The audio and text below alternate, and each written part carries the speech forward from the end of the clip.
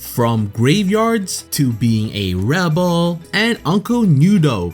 Hello, Magi here, and welcome back to another episode of Interesting Touhou Facts, the series where I talk about facts from Touhou that I find either fun, unusual, or simply interesting. Without further ado, let's begin the Interesting Touhou Facts number 47. Number 5. So a while back, I talked about how Yarormyr was denied of visiting to the Magi temple because she thought that the worthy people that came to the temple looked delicious. Like I said, you don't want your visitors to be eaten. There's another person who was denied access. That person was Orin. Now what could be the reason that Byakuren didn't want Orin there? You know that Orin loves corpses, considering her wheelbarrow has carried the most corpses in all of history? And letting Orin roam around the temple, specifically the graveyard, would have not been a good thing for those corpses.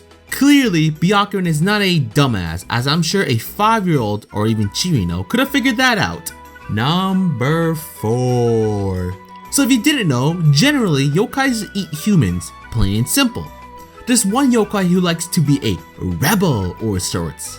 Okay, not really, but let's just say she's different. Kokusa doesn't eat humans, instead she eats their spirit. In her own words, if she doesn't surprise someone, she'll go hungry.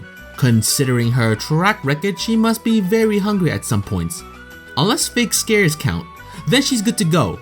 In the past, humans apparently feared yokai enough that she get a huge portion of their spirit on a successful surprise, as according to Kokusa in UFO. Even a slight surprise would make a human have difficulty walking straight. Damn! To be afraid of that? Times have definitely changed. This is apparently no longer the case in the present day. Yeah, considering we more or less fake our surprise so she doesn't bother us too much. Number 3. Did you know that our little Nazrin has a large ego? Thinking that she's the top shit? Actually, to be fair, she has a good reason to think so. It's talked about in Symposium that Nazrin has a large ego due to the fact she's being backed up by Bishomonten himself. And if you recall, Bishomonten and the other name it has is a god. So being backed by a god would definitely give you a big ego. The funny part is that she's also timid, which is kind of weird personally. She would run away as soon as she became frightened. So if she annoys you, start scaring her. She also apparently eats quite a bit, and depending on how many mice are under her command at a given time, they can put a serious dent in crop numbers. Oh yeah, that can't be a good thing. But speaking of eating quite a bit, I wonder how Nazrin would do against the black hole that is Yuyuko. A contest I would love to see. Number 2. If you played UFO and listened to Stage 4's theme, you may have heard something that seemed off. So when you're playing Murasa's stage theme, at around 2:07 to 2:10, you'll hear this sound.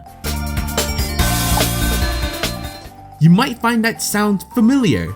In fact, the distinctive sound is actually Windows XP balloon hint pop sound effect. You may be asking why that's there. Is there a significant reason as to why it's in the game? To answer that, it's no. Zune stated in his Twitter that it probably got in the recording and he just didn't realize it. Understandable, as I didn't recognize the sound until I looked up this fact and played the music. The craziest things people are able to pick up with their ears. Number 1. Ichirin, as you may recall in the last episode, is a controller of Giant Nyuudo, as explained by Byakuren. It's only fair to say that her ability will relate to it. Her ability is using Nyuudo. Since Uzan is a Nyuudo, she's got the ability to manipulate her partner, mainly to perform attacks. In spell cards, the Damaku are all shot by Uzan, with Ichirin controlling, although there was one spell card, Lightning Electrified Nyuudo, where she did shoot Damaku herself. On the other hand, the non-spell cards are entirely shot by Ichirin, who strangely among the cast doesn't use Damaku in the shape of bullets at all, shooting only lasers and long-shaped Damaku. Let's actually look at some of them.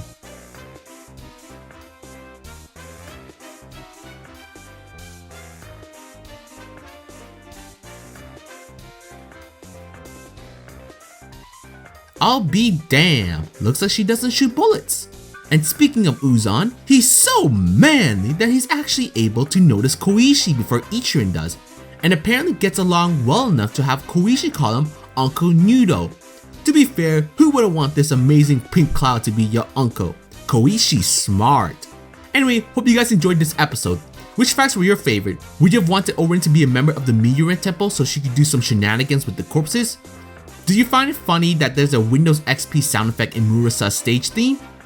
Or do you think Uncle Uzon is the best uncle? If you guys enjoyed this episode, please give it a like and subscribe, or else I might tackle Nazareth in an eating contest. Actually, to be honest, that sounds pretty cool.